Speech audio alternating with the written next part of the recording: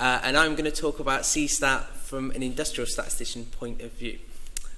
My talk's also very similar to the other two that went before me, and I didn't see your slides. It's very strange. The structure of this talk is I'm going to talk about what some people say is my favourite subject. That's myself. I'm then going to mention why CStat for an industrial statistician, give my kind of perspective on it.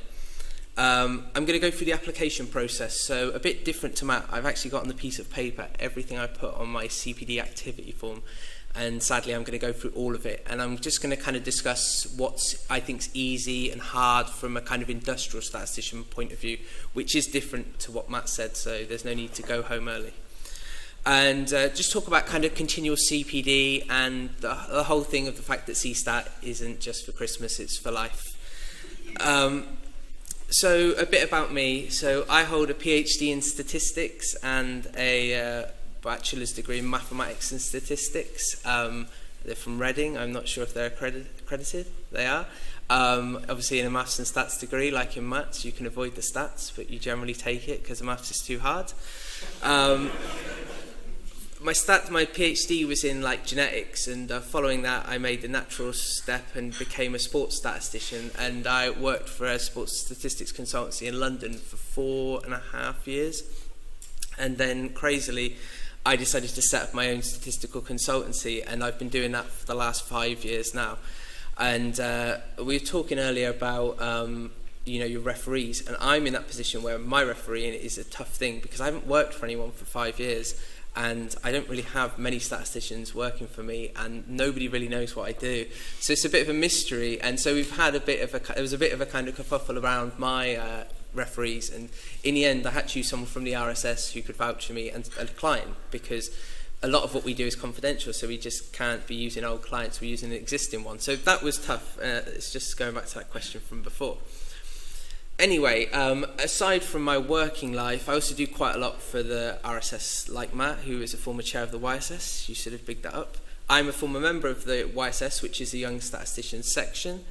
I'm the current vice chair and former chair of the sports section.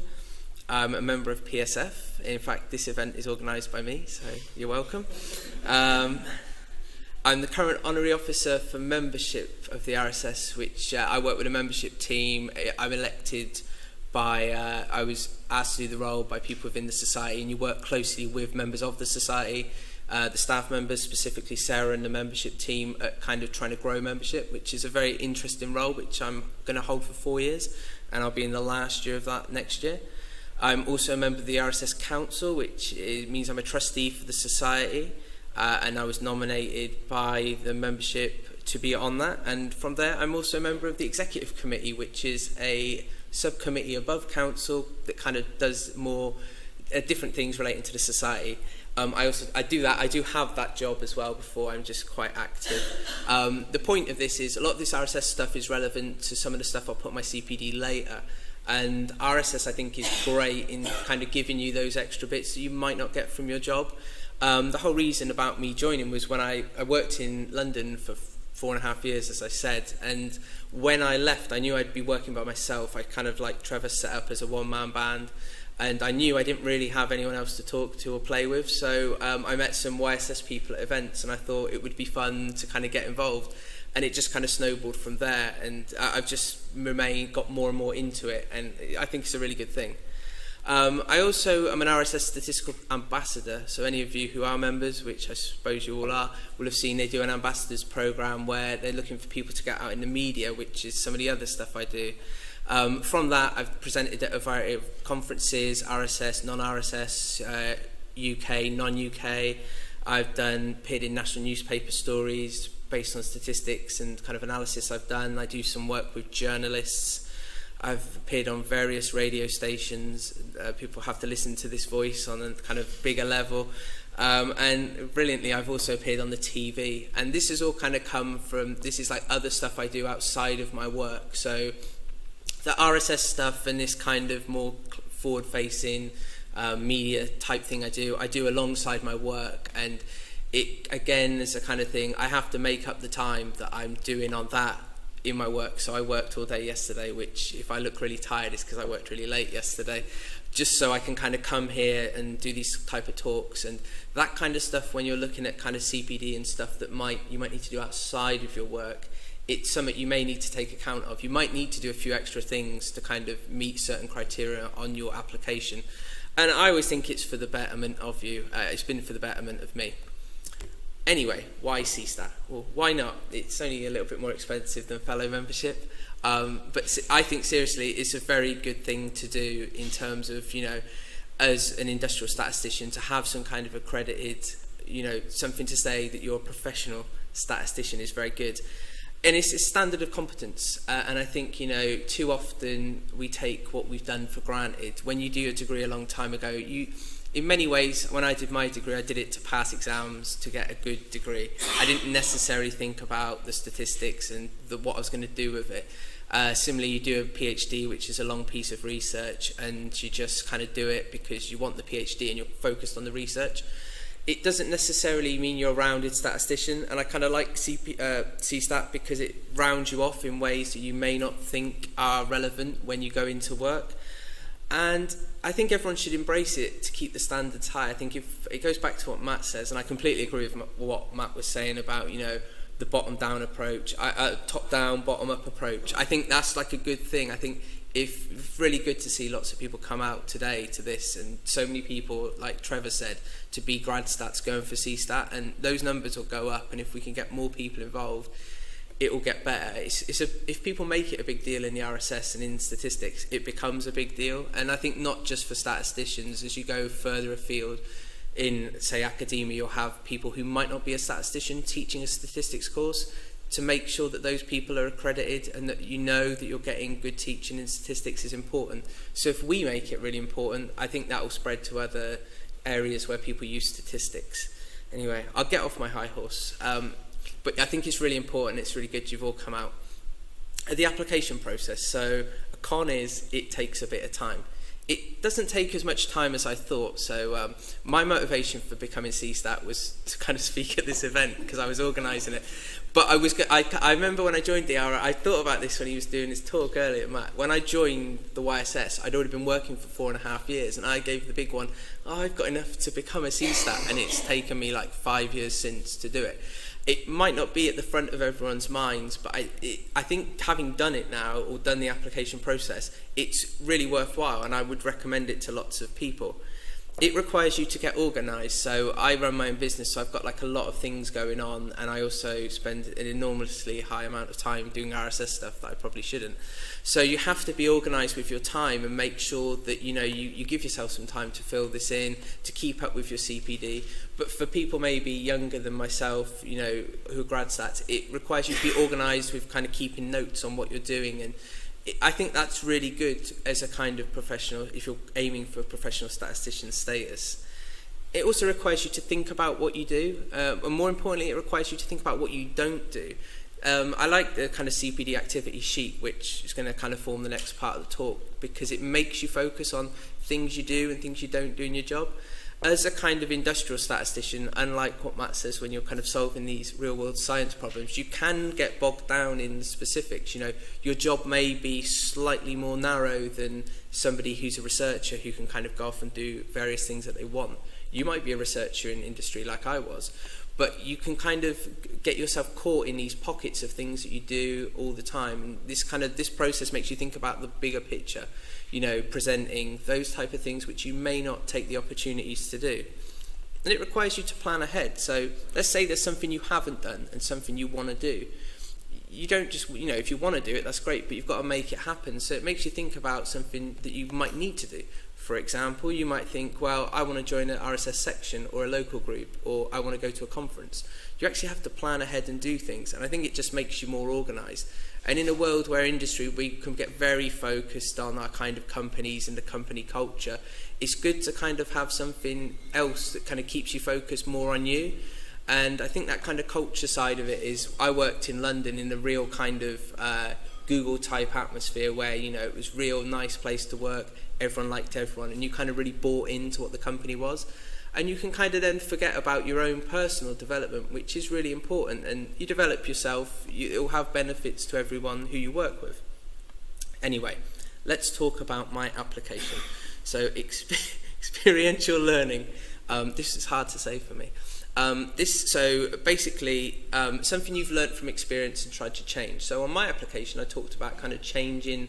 We had a process for dealing with data, and I thought it wasn't very robust. So I wrote a little piece about how we changed that, and the benefit was it was a well thought out kind of problem, and I had to make decisions on whether it was worth doing now or saving for the long term. And that kind of benefit to me meant that, you know, the company would be able to deal with its data better. And that kind of thing it's that kind of identifying what the problem is and what the benefit is. And I think in terms of this kind of learning from experience, for somebody in industry, it's very easy. We all do a lot of things, and we might do things all the same time, and we might do them the same way. And it's learning from what you're doing. It's kind of opening your mind to doing things better. And I'm sure if each of you think about it in your jobs, you probably do improve your processes all the time. You might not think you're doing it, but I would say as a kind of industrial statistician, that's a real easy thing to fill in on your application form, thinking about how you improve, and essentially as you improve as a person and as a statistician. So I thought that was a real easy one to fill in on the application, which is good because it was the first one. Discussions with colleagues. This seems to me another really easy gain for anyone who's kind of working. If you're working in teams, I mean, if you're a one-man gang like me or Trevor, we might have struggling to speak with colleagues, except my alter egos. But, you know, most of you who work with other people, you'll have colleagues you can speak with. And it's just making sure you have those, you know, you make notes of those kind of conversations. So my example on my sheet was we had this large-scale system we needed to build, and I was going to do it myself because I'd learned the kind of background to it, which I'll cover later on another aspect. But I made the decision that another two people should do it because I wanted to share the knowledge. So we had a lot of discussion about how we're going to do it and talking about how we're going to get through this. And that was like a kind of a very general work thing. You wouldn't think that was such a big deal for somebody to kind of talk down to an employees about what to do. But that discussion with colleagues and why you're doing it and the benefit is like, it was a real easy thing again to put into my CPD. You might not be a manager of your team, but you'll have kind of discussions the other way. And those discussions, what you learn from them, how you grow, is a really good thing to put into this. And again, for an industrial statistician, it's an easy one to fill in. And it's all about kind of changing your mindset and thinking about what you're doing day to day and how what you're doing, like Matt said, like Trevor said before, how that fits into what you need to become CStat. You're probably doing a lot of this already. Presentation to external clients, regulators and policymakers. Now I put this down as quite hard to do, and then I heard Trevor's little thing, and I think it's easier than that.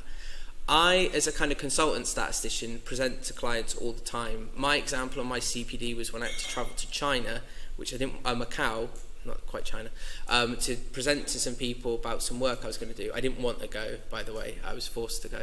And I had to go and speak to a very non-technical audience about the applications of kind of sports models in the betting world. And that was a kind of challenge because you're speaking to people with no statistics background and trying to convey a kind of your competency. Like maybe if I had my CStat back then, it would have helped. And the fact that what you're doing is good, but is still doing it in a way that a kind of non-technical person can get. And that's what I did. And that may not come to all of you. You may not have those kind of, in terms of a client, a regulator or a policy maker. But as Trevor put, your client is essentially the people you work with. And I thought it was a great point. It's about thinking about what you're doing differently. You may work for one team and you might be dealing with another team. That is essentially, you are servicing those teams. So correct me if I'm wrong, Trevor, that would count. And I thought that was a great point and something I didn't think of when I was doing mine. But you probably all do this as part of your daily job. And it's just thinking about when you do this and making notes of these kind of interactions and thinking about it from, you know, what you're trying to fill in. You're essentially trying to get evidence to prove that you're a professional statistician. And a lot of you will be doing this all the time. Supervising colleagues or students. This sounds like a really kind of academic point of view thing. So if you're in academia, this is an easy one, I assume. For me, it's really easy because I'm the boss. People work for me, so I have to supervise them, or I just let them run feral. But, you know, for some of you, you might not be at that position. You might not be kind of supervising people. I used to, when I worked in London, I came in as the kind of a part of a small team of 5 statisticians, and I was the most junior. Even though I had a PhD and a degree, I thought I was really clever. I wasn't that clever. I was the lowest rung of this team of very, very clever people. And so I kind of took it upon myself as the lowest run to kind of, when anyone new came in, to kind of work with them and get them ingrained into the culture of the society, the workplace, and get them up to speed with the job. And that was kind of my way of doing it. And I kind of put myself forward for that. People might not necessarily ask you to do these things, and it goes back to before, putting yourself forward for the right situations. Matt touched on it about kind of being part of relevant groups and committees. It's the same in work. You know, so pick your opportunities. You know, if you think this is of value to you, which I thought was a great comment, you know, do it. You know, ask people to do things, because in general, if you're working for somebody and you ask to do something that's beyond what the scope of your job is, they're most likely going to be happy that you're going to do it, because you're helping them out. It's taking something off their load. And speaking from experience myself, if people say to me, I'll take something off your workload, I will gladly accept it. This is where it got, these 3, I'll do these 3 in one row. This is where I thought it was a bit harder, and I know you don't have to put everything in all the applications, but I filled in all the bits because I'm like that. This kind of stuff's a bit harder for maybe people in industry. If I wasn't involved with the RSS, this would be ridiculously hard. So involvement in the management of a professional body. I'm on the RSS Council. It's a really easy one for me to fill in. I'm very heavily involved in this place, so those kind of things are easy. For a lot of you, that might not be so easy. The RSS provides you with a really good kind of platform to do things that you wouldn't normally do in your normal career.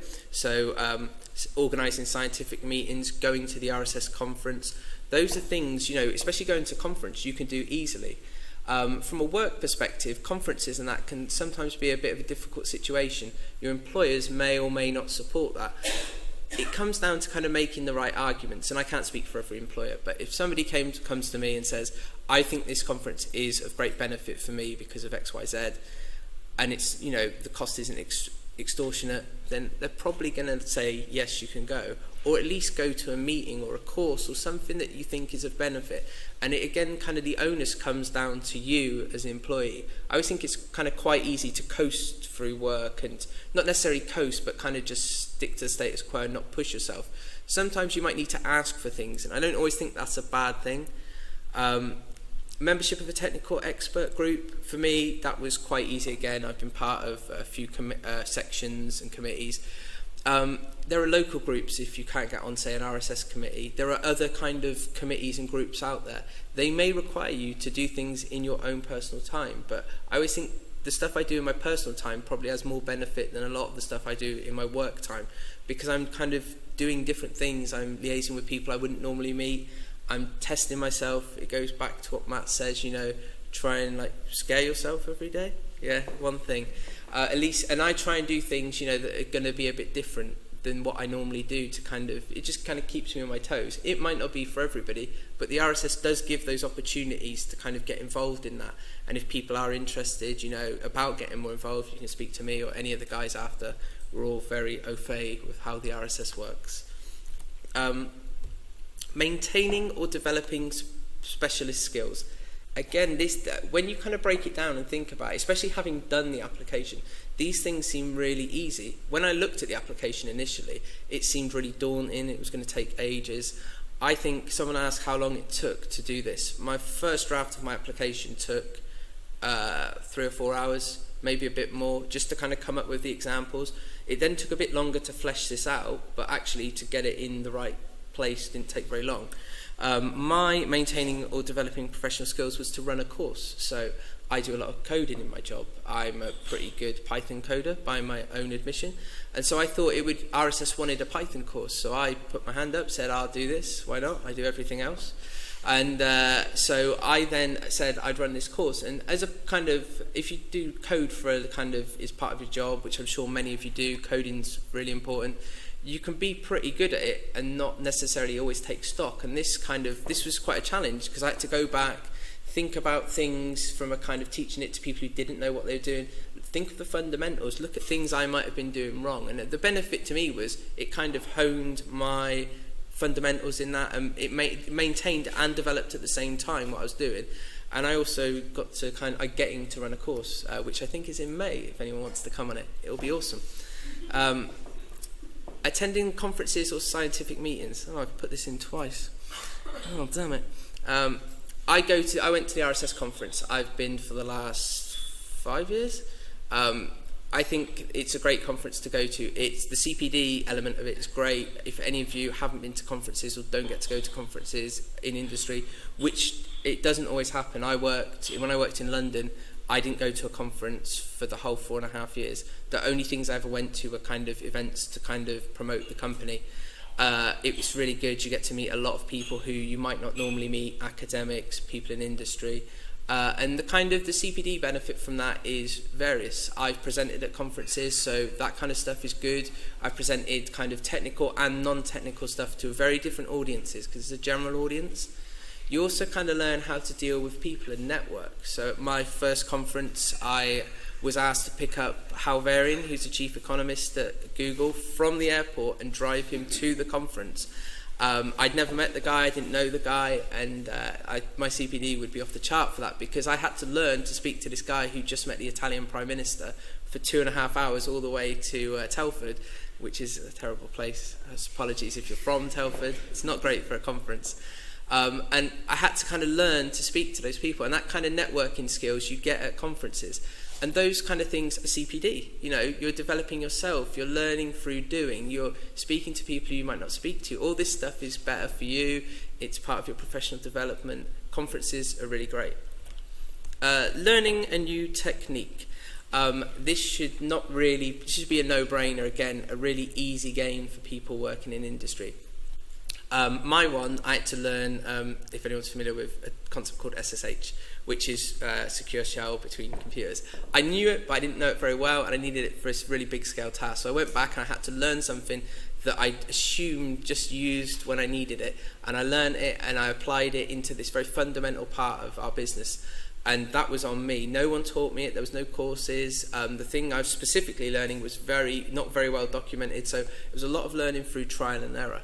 We can all learn new things, and we probably should more than we do. So if you're not doing it at work, do it in your own time. You can learn, a new computer language, a new package, a new technique.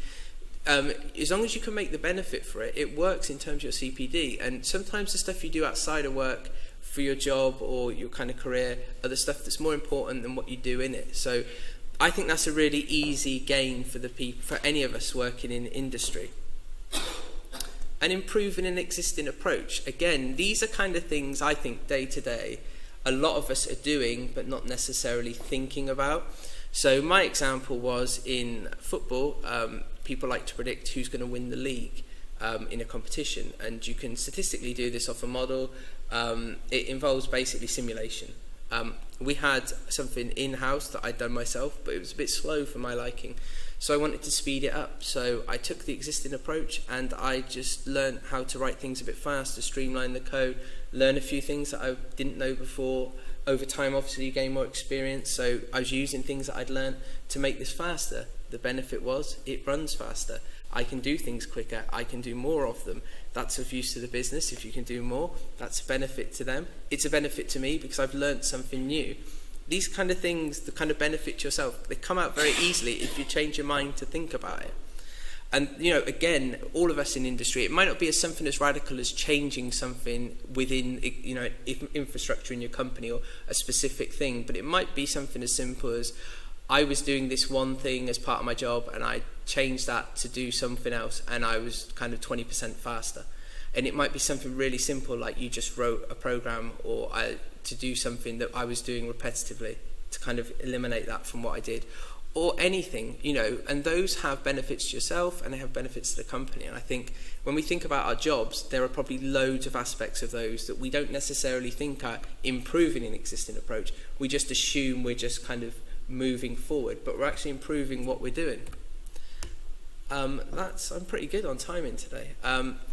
So that's basically my CPD activity sheet in a nutshell there. Hopefully it's been quite useful to know what I've put, what I think's easy, my kind of thoughts on CPD for industrial statisticians. You need to be recording CPD to achieve CStat. So we've talked about kind of ways that the way you should be thinking. I always think like if you get yourself thinking that way, it's kind of easier to keep going with it. It's not just to achieve the qualification, in my opinion. Once you kind of get your mind around CPD and the kind of professional development and just your development as a person, you kind of look at things a lot different. You kind of think of, what am I going to get from this? You know, am I learning? You know, the more you learn, the better you'll be. The better you'll be at your job, the better you'll be to your company where you work. It's all quite straightforward. CPD, it represents a really good way to take ownership of that. So the kind of continual development, which a lot of people moan about, that you have to revalidate, I think is actually a really good thing, because sometimes we forget about maybe looking after ourselves and doing what's best for ourselves. And whilst that sounds really selfish, I think it's good. As I said, you better yourself, you better everything else, and you know, that's why I think CSAT's good, and hopefully what I've talked about today has been relevant and useful to you guys. And that, my friends, is the end. Thank you very much.